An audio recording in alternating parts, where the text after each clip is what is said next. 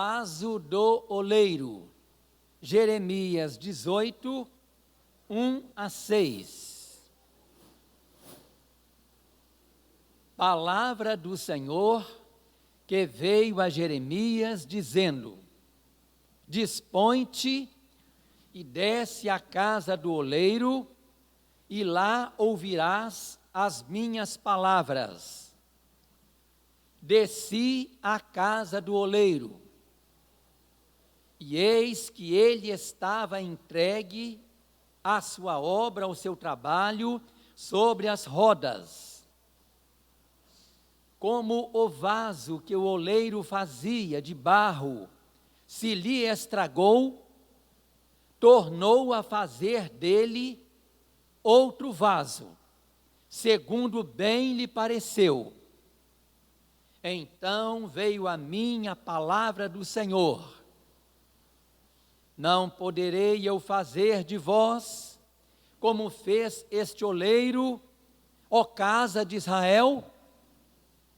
Diz o Senhor: Eis que o barro na mão do oleiro, eis que como o barro na mão do oleiro, assim sois vós na minha mão, ó casa de Israel. Senhor, abençoe sua palavra ao nosso coração. Amados irmãos, lemos aqui em Jeremias capítulo 18. A palavra Jeremias significa Deus exaltará. O profeta Jeremias profetizou pregando a palavra de Deus em Judá por volta do ano 600 antes de Cristo. E aqui no texto lido, podemos notar que Deus ordenou ao profeta para ele ir na casa do oleiro, onde usava-se uma terra especial de cerâmica para fabricar as peças de barro. Esta passagem bíblica, meus irmãos, nos faz lembrar que Deus criou o homem do barro, ou seja, do pó da terra, com todas as partículas químicas do solo, como nos diz o livro de Gênesis, no capítulo 2, versículo 7, lemos assim: Então formou o Senhor Deus ao homem do pó da terra e lhe soprou nas narinas o fôlego de vida, e o homem passou a ser alma vivente. Hoje nós queremos meditar sobre o seguinte tema: o homem de barro. Primeiro ponto da nossa mensagem, que aprendemos aí com o profeta Jeremias. O homem é alguém estragado pelo pecado, é uma peça estragada pelo pecado. Como nós podemos notar, meus irmãos, no versículo 3 e no versículo 4, desci à casa do oleiro, e eis que ele estava entregue ao seu trabalho sobre as rodas. O vaso que o oleiro fazia de barro se lhe estragou na mão. Irmãos, diz a Bíblia, e os irmãos se lembram, que no princípio Deus fez o homem reto, Deus fez o homem com retidão, para ele andar no caminho da santidade. Mas a Bíblia diz que o homem se desviou de Deus, se estragou ao abraçar o pecado. E como diz o apóstolo Paulo, todos pecaram, carecem da glória de Deus, da misericórdia de Deus. Contrariando a Bíblia, há filosofias que ensinam que o homem é essencialmente bom e que ele é o produto do meio, bastando apenas ele ser reeducado, ele receber instrução para fazer somente o bem. Respondendo esta falsa filosofia, a Bíblia ensina que o homem não é produto do meio, não é. Mas o meio, que é produto do coração depravado do homem perdido. Além da falsa filosofia, há também a religião falsa, tais como as religiões orientais,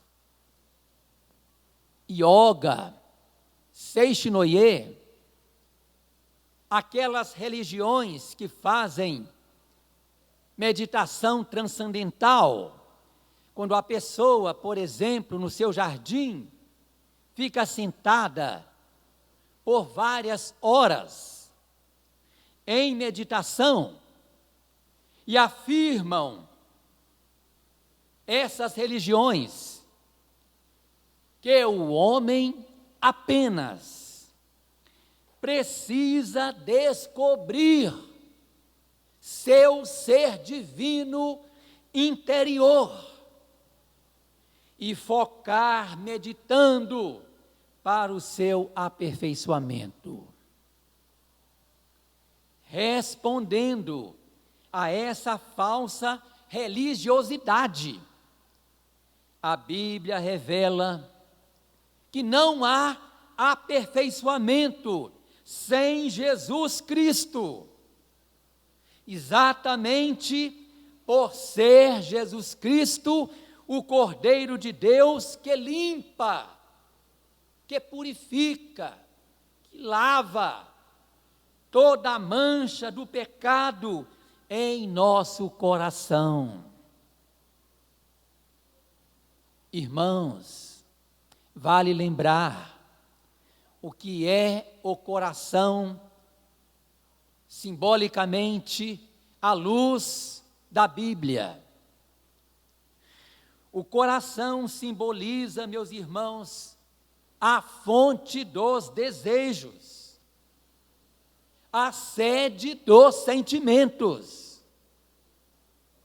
E o profeta Jeremias estava absolutamente certo quando ele chamou o coração de enganoso e desesperadamente corrupto. Como ele escreveu aqui no capítulo 17, versículo 9: enganoso é o coração mais do que todas as coisas, e desesperadamente corrupto. Essa é a radiografia do nosso coração. Por causa, meus irmãos, da sua natureza pecaminosa, decaída, o coração, o homem é essencialmente mau, conforme Jesus Cristo ensinou. Marquei aqui Mateus capítulo 15, quando Jesus falou assim, verso 19: porque do coração procedem maus desígnios, homicídios, adultérios, prostituição, furtos, falsos testemunhos, blasfêmias. São estas as coisas que contaminam o homem. Portanto, meus amados irmãos, a condição do homem em seus delitos e pecados é de total condenação em si mesmo, visto, como disse Jeremias, como ensina Jeremias, que o homem é alguém estragado pelo pecado.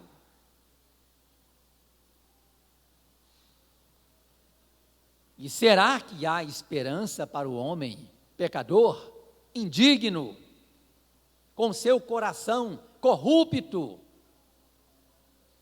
Vejamos aqui, irmãos, o segundo ponto.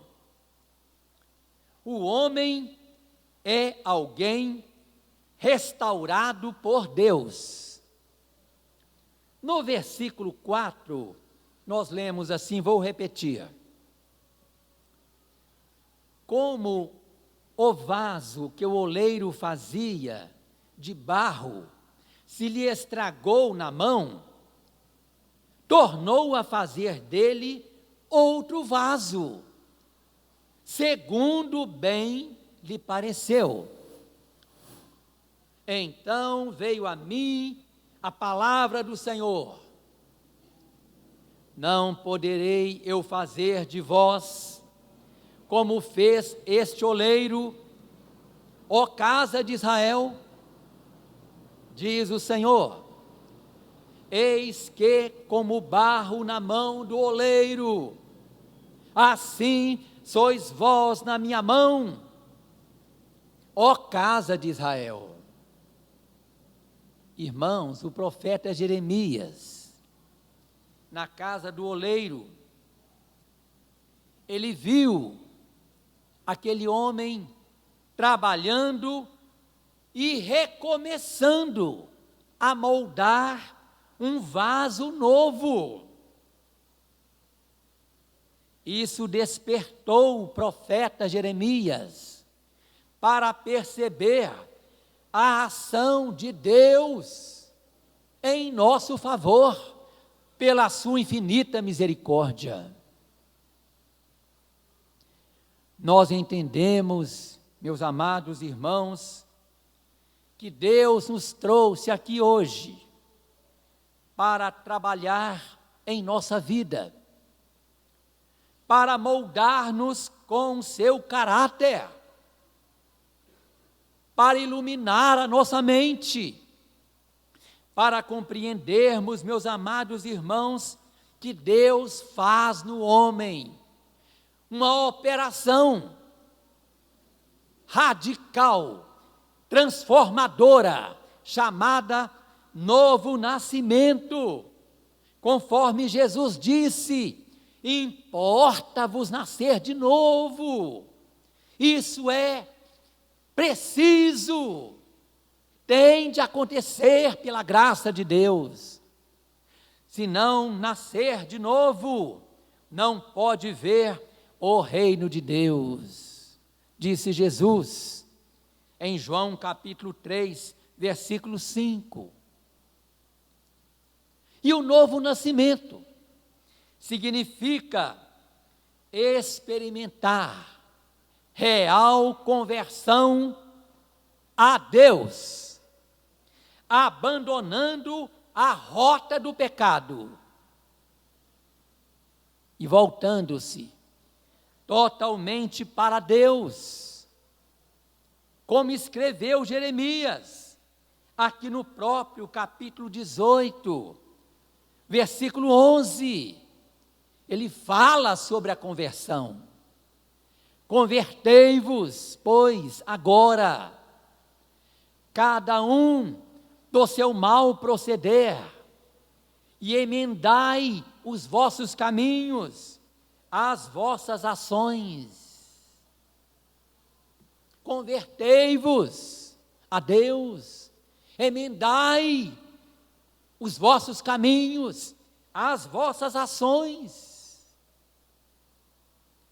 É através desta obra maravilhosa de Deus, chamada conversão ou novo nascimento, que o homem é transformado em nova criatura, com seu coração limpo do mal. E Jesus falou: bem-aventurados os limpos de coração, porque eles verão a Deus. O Senhor Jesus assim afirmou, como afirmou também, fazendo outras promessas, tais como ele disse: quem crer em mim será salvo, ou seja, quem crer em mim será transformado para viver em santidade, sendo uma nova pessoa, sendo uma peça restaurada do tesouro eterno de Deus. É isso que Deus quer para nós, irmãos. Ele nos ama, nos trouxe aqui para nos fazer entender esta verdade da sua palavra.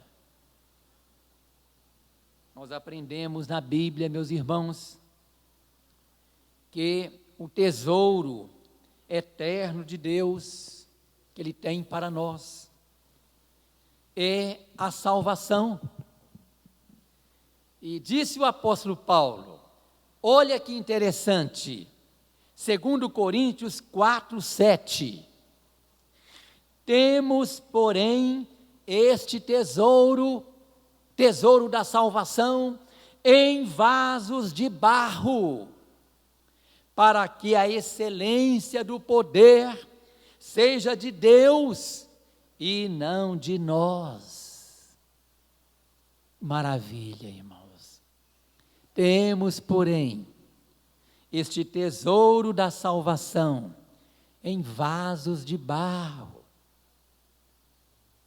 transformados, curados por Deus. Tesouro da salvação está no novo vaso de barro, criado para a glória de Deus. E que assim seja com cada pessoa aqui presente. Viva a sua nova vida para glorificar ao Senhor. Queremos concluir a nossa pastoral lembrando de Gênesis, capítulo 3, onde somos avisados por Deus: tu és pó e ao pó tornarás. Deus nos formou do pó da terra, e ao pó um dia retornaremos. Deus também nos avisa em 2 Coríntios capítulo 5, que todos nós compareceremos perante o tribunal de Cristo. Agora, pense bem, você comparecerá perante o tribunal de Cristo, sendo alguém estragado pelo pecado, ou sendo alguém restaurado por Deus? O que você deseja, sinceramente, para a sua vida? Abra o seu coração. Peça a Deus para restaurar a sua vida. A restauração é um presente do Supremo Oleiro, que é o nosso Deus, para vivermos para sempre com Ele, para sermos povo bem-aventurado, pertencendo a Ele por toda a eternidade. Restauração, presente de Deus, que nós recebemos quando falamos com Ele, com fé e com arrependimento, cantando o hino que nós entoamos no início. Eu quero ser, Senhor amado, como um vaso na mão do oleiro. Quebra a minha vida e faze-a de novo. Eu quero ser um vaso novo para a honra e glória do teu nome soberano. Assim seja, irmãos. O Senhor nos abençoe, aplicando a sua palavra ao nosso coração.